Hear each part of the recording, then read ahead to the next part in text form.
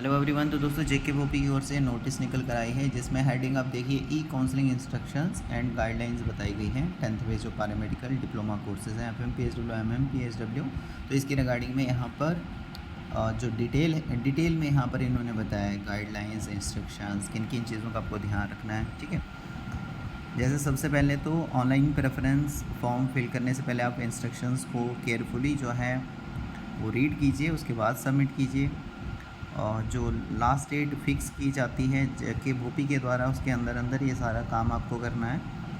1000 रुपये की फ़ीस है जो कि नॉन रिफंडेबल है, इसके बिना आप काउंसलिंग अटेंड नहीं कर सकते हो। 1000 रुपये की फ़ीस आपको पे करनी पड़ेगी। उसके बाद ऑनलाइन फॉर्म आपको फिल करना है काउंसलिंग का, जिसमें सारे के सारे इंस्टीट्यूट्स वगैरह आपको शो हो जाएंगे। तो जो आपका प्रेफरेंस होगा, सबसे फर्स्ट नंबर पर आप उस कॉलेज की चॉइस डालिए जो कि आपका सबसे प्रेफर्ड मतलब सबसे मोस्ट प्रेफर्ड जो है वो आप डालिए सबसे पहले। उसके बाद अगर वो कॉलेज आपको बाई चांस नहीं मिलता है तो सेकंड आप चॉइस वो डालिए जहाँ पर आप जा सकते हैं। इन केस अगर पहले चॉइस आपको नहीं मिलता है तो दूसरी वो चॉइस डालिए कि वहाँ पर आप जा सको, मतलब सेकंड जो चॉइस आपकी। इसी तरीके से थर्ड फोर्थ फिफ्थ आप चॉइसेस डालिए, जितनी आपको मर्ज़ी है उतनी डालिए। ठीक है, 4 5 6 7 8 9 10 जितनी भी आप डालना चाहते हैं डाल सकते हैं।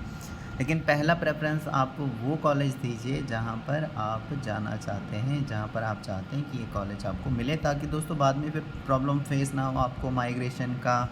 फिर आप कई सारे न जाने कितने डाउट्स आते हैं कैंडिडेट्स को। तो ये प्रेफरेंस के टाइम पर ही आप जो है इन चीज़ों का ध्यान रखिए। उसके बाद फिर जब आप फॉर्म वगैरह फिल करते हो ना, उस टाइम पर देखिए, चेक कीजिए लास्ट पर, जैसे चॉइसेस वगैरह डालिए, लास्ट पर सबमिट करने से पहले एक बार फिर से देखिए, एक बार उसको चेक कर लीजिए। अगर कोई मॉडिफाई करना है उसको कर लीजिए, कुछ चेंज सुधार करना चाहते हैं कर लीजिए। लेकिन एक बार सबमिट आपने कर लिया, लॉक कर दिया, फिर उसके बाद आप चेंज नहीं कर सकते, उसको मॉडिफाई नहीं कर सकते। और आपकी आसानी के लिए यहाँ पे जो है आपको भोपी ऑफिस ना जाना पड़े, इसलिए आपको यहाँ पर ऑनलाइन ही ये प्रेफरेंस जो है डालने के लिए कहा गया है इस बार। तो ये बड़े केयरफुली आप देख लेना। और सबमिट करने के बाद दोस्तों आप प्रिंट अपने पास रख लेना एक अपने रिकॉर्ड के लिए। बाकी यहाँ पे बताया गया है कि भाई फॉर्म, ये जो यहाँ पे काउंसलिंग का फॉर्म है, इसको फिल करने से पहले आप ये चीज़ें अपने पास रखिए, जैसे सीईटी का एप्लीकेशन नंबर यानी कॉमन एंट्रेंस टेस्ट जो आपने दिया है उसका application number, common entrance test का roll number, common entrance test में स्कोर जो आया है वो, कॉमन एंट्रेंस टेस्ट की रैंक क्या है वो अपने साथ रखिए। क्योंकि जब आप फॉर्म फिल करोगे तो ये सारी चीज़ें रजिस्ट्रेशन के टाइम पर आपको लगने वाली। तो सारा प्रोसेस बताया गया है, कैसे कैसे आपको एक्टिवेट करना है, लिंक को पासवर्ड चेंज करना है, ये सारी चीज़ें बताई गई हैं। फ़ीस पेमेंट आपको करनी है, प्रेफरेंसेस वगैरह डालनी है उसके बाद फ़ीस पेमेंट के बाद। तो ये सारी चीज़ें यहाँ पे बताई। मैं आपको यहाँ पर ये बता रहा हूँ दोस्तों कि जो सेकंड राउंड काउंसलिंग है वो कौन कर सकता है। ठीक है, कौन यहाँ पर मतलब एलिजिबल होगा सेकंड राउंड ऑफ काउंसलिंग के लिए, तो वो यहाँ पे लिखा गया है। देखो, सेकंड राउंड ऑफ काउंसलिंग यहाँ पे लिखा गया है और नीचे यहाँ पे लिखा है the seat shall become available due to non joining and non willingness for upgradation. यानी अपग्रेडेशन के लिए जो विलिंगनेस नहीं होते हैं या जो ज्वाइन नहीं करते हैं कॉलेज, या फिर जो सरेंडर करते हैं यानी रेजिग्नेशन वगैरह दे देते हैं कॉलेज से। तो कॉलेजेस में क्या होती है कि सीटें खाली रहती हैं, तो उनकी ओर से भोपी को बोला जाता है कि भाई हमारे कॉलेजेस में अभी भी सीट्स खाली हैं, वैकेंट हैं।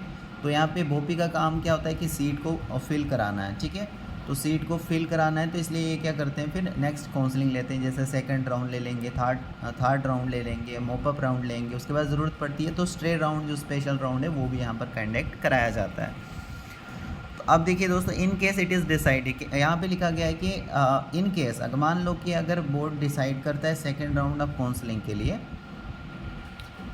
Following candidate shall be eligible. तो ये जो नीचे कैंडिडेट्स हैं ये एलिजिबल होंगे, जो यहाँ पे लिखा गया है ना स्टेप बाय स्टेप, अभी मैं आपको पढ़ के सुनाता हूँ। तो ये जो भी यहाँ पर कैंडिडेट्स होंगे वो एलिजिबल होंगे ऑनलाइन काउंसलिंग के लिए। ठीक है, तो ये इंपॉर्टेंट है, ये मैं आपको बता देता हूँ। देखो, candidate who did not get any seat first round में जिस कैंडिडेट को कोई भी सीट नहीं मिली है वो यहाँ पर सेकेंड राउंड में हिस्सा ले सकता है। सेकंड नंबर पे लिखा है candidate who have been allotted a seat during first round, वो कैंडिडेट्स जिनको सीट तो मिली है पहले राउंड में और उन्होंने कॉलेज भी यहाँ पर ज्वाइन कर लिया है। लेकिन उन्होंने क्या किया, एंड हैव सबमिटेड, उन्होंने विलिंगनेस को सबमिट किया हुआ है, विलिंगनेस फॉर अपग्रेडेशन उन्होंने सबमिट किया हुआ है JKVOP पोर्टल के ऊपर, तो वो यहाँ पर सेकंड राउंड में काउंसलिंग में हिस्सा ले सकते हैं। कौन, यहाँ पे फिर से बता रहा हूँ, जिनको सीट तो मिली है पहले राउंड में, उन्होंने इंस्टीट्यूट को भी ज्वाइन किया हुआ है, कॉलेज को भी ज्वाइन किया है, लेकिन उन्होंने विलिंगनेस यहाँ पर मतलब अपग्रेडेशन के लिए विलिंगनेस को सबमिट किया हुआ है JKVOP पोर्टल के ऊपर, तो वो कैंडिडेट अगर चाहें तो सेकेंड राउंड में पार्टिसिपेट कर सकते हैं। थर्ड नंबर पर लिखा है candidate who have been allotted a seat, वो कैंडिडेट्स जिनको सीट तो मिली है पहले राउंड में, लेकिन उन्होंने हैव नॉट ज्वाइन, उन्होंने कॉलेज ज्वाइन नहीं किया है, लेकिन यहाँ पे देखिए but have submitted willingness for, उन्होंने यहाँ पर सबमिट की है विलिंगनेस फॉर अपग्रेडेशन के लिए, उन्होंने विलिंगनेस को सबमिट किया है JKVOP पोर्टल पर, तो वो भी यहाँ पर सेकेंड राउंड ऑफ काउंसलिंग में हिस्सा ले सकते हैं।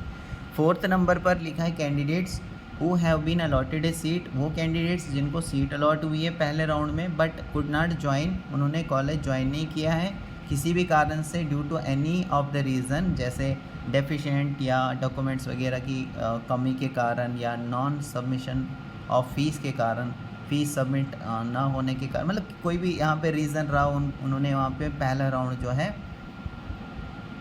जो पहले राउंड में जो सीट मिली वो वहाँ पर उन्होंने एडमिशन नहीं की, ठीक है, कुड नॉट ज्वाइन, उन्होंने ज्वाइन नहीं किया दोस्तों, तो फिर वो क्या कर सकते हैं। लेकिन साथ में देखिए यहाँ पे लिखा है candidate who have been allotted seat, वो कैंडिडेट्स जिनको सीट अलॉट हुई है फर्स्ट राउंड में, लेकिन उन्होंने कॉलेज ज्वाइन नहीं किया है किसी भी कारण से, चाहे डॉक्यूमेंट्स की कमी के कारण से या किसी भी कारण से, लेकिन उन्होंने अगर विलिंगनेस फॉर अपग्रेडेशन को सबमिट किया हुआ है दोस्तों, तो वो यहाँ पर सेकेंड राउंड ऑफ काउंसलिंग में, यानी इंपॉर्टेंट क्या है यहाँ पर, विलिंगनेस फॉर अपग्रेडेशन को सबमिट करना जो है ज़रूरी, तो ये अगर उन्होंने चूज़ किया हुआ है JKVOP पोर्टल के ऊपर, तो वो भी यहाँ पे सेकंड राउंड ऑफ काउंसलिंग में हिस्सा ले सकते हैं। फिफ्थ नंबर पर लिखा है कैंडिडेट्स हु हैव रिज़ाइन, वो कैंडिडेट्स जिनने रिज़ाइन किया हुआ है बाई या बिफोर, जो लास्ट डेट यहाँ पर एडमिशन की फ़िक्स की गई है JKVOP के द्वारा, तो उस लास्ट डेट तक जिन्होंने कॉलेज में एडमिशन करके वहाँ से रेजिग्नेशन ले लिया हुआ है कॉलेज से, तो वो यहाँ पर कैंडिडेट जो हैं हिस्सा ले सकते हैं सेकेंड राउंड ऑफ काउंसलिंग में। देखो यहाँ पर इंपॉर्टेंट क्या है समझना, कि जो वो कैंडिडेट जिन्होंने रिज़ाइन किया है बाय या बिफोर लास्ट डेट, जो एडमिशन की लास्ट डेट थी ना, उस डेट तक या उससे पहले पहले जिन्होंने रिज़ाइन कर लिया हुआ है कॉलेज से, जो कॉलेज उनको मिला है वहाँ पर जाकर उन्होंने रेजिग्नेशन लेटर जो है वहाँ पे जो है सबमिट कर दिया है, तो वो कैंडिडेट जो हैं यहाँ पर सेकेंड राउंड ऑफ काउंसलिंग में हिस्सा ले सकते हैं। फिर नेक्स्ट लिखा है the eligible candidates who have qualified, वो कैंडिडेट्स जिन्होंने 10वीं का जो एंट्रेंस टेस्ट है, 10 FMPHW MMPHW का जो एंट्रेंस टेस्ट है वो दिया हुआ था, लेकिन पहले राउंड में उन्होंने काउंसलिंग मतलब नहीं की है, एंड हैव नॉट रजिस्टर्ड, उन्होंने रजिस्टर अभी किया ही नहीं है, ठीक है, तो वो यहाँ पर सेकेंड राउंड ऑफ काउंसलिंग में हिस्सा ले सकते हैं। लेकिन वो क्या है, फ्रेश कैंडिडेट है, अभी उन्होंने रजिस्टर नहीं किया है, तो उनको 1000 रुपये की फ़ीस जो है पे करनी पड़ेगी, बाकियों को पे करने की ज़रूरत नहीं है, ठीक है, बाकियों को पे करने की ज़रूरत नहीं है। लेकिन ये सारी जो भी यहाँ पे लिखा गया है वही कैंडिडेट्स जो यहाँ पे लिखा गया है ना, वही कैंडिडेट एलिजिबल होंगे सेकेंड राउंड ऑफ काउंसलिंग के लिए, जो मैंने अभी सारी चीज़ें आपको पढ़कर सुनाई, ठीक है। और जो फ्रेश हैं यहाँ पर, मतलब जिन्होंने रजिस्टर नहीं किया है, वो सेकंड राउंड में जो है हिस्सा ले सकते हैं 1000 रुपये की फ़ीस पे करके, और प्रेफरेंसेस चॉइसेस वगैरह डाल सकते हैं, ठीक है। फिर ये काफ़ी डिटेल में है यहाँ पर, ये नोटिस जो इन JKVOP की ओर से निकल कर आया है, काफ़ी डिटेल में यहाँ पर इन्होंने यहाँ पर इसके बारे में लिखा है, जैसे थर्ड राउंड के बारे में भी लिखा है, उसके बाद मोपअप राउंड के बारे में भी लिखा है, फिर यहाँ पर जो स्ट्रे राउंड लिया जाएगा उसके बारे में भी लिखा गया है। लेकिन मैं अभी सेकंड राउंड के बारे में ही आपको बता रहा हूँ कि सेकंड राउंड में कौन यहाँ पर पार्टिसिपेट कर सकता है, ठीक है। तो इसको आप खुद से भी एक बार रीड कर लेना, जिसको चाहिए होगी PDF मुझे आप वहाँ पर लिख देना, मैं इसको शेयर कर लूँगा आपके साथ, या फिर उसको पिन कर लूँगा, ठीक है। So thank you very much.